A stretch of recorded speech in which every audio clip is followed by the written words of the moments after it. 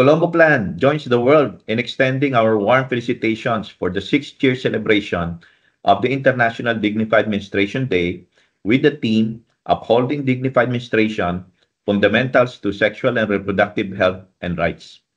Allow me to also acknowledge the Global South Coalition for Dignified Menstruation with its more than 150 organizational partners and members, and of course the Rada Podel Foundation for this landmark event.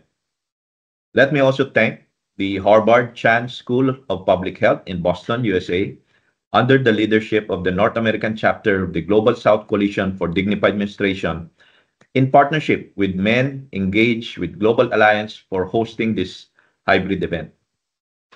The Colombo Plan, an intergovernmental organization composed of 28 countries, has staunchly believed that mortalities, morbidities, and negative behaviors that are still prevalent as a consequence of unfounded beliefs and ignorance on women's health and the menstrual cycle is an abomination during this day and age. Yet many women still suffer globally because of apathy from those who are given the power to do something about it. As we speak, in Sri Lanka alone, where the headquarters of our organization is based, 58% have received no information on menstruation prior to them experiencing it.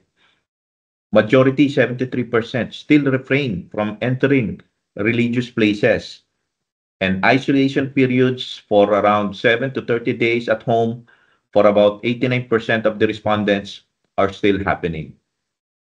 This needs to end. Hopefully, as more voices joins this advocacy, our message that menstruation is a healthy and normal physiological occurrence will prevent more sufferings worldwide. Our mothers, sisters, and children deserve to be treated with respect. Again, congratulations to everyone in this worthwhile endeavor.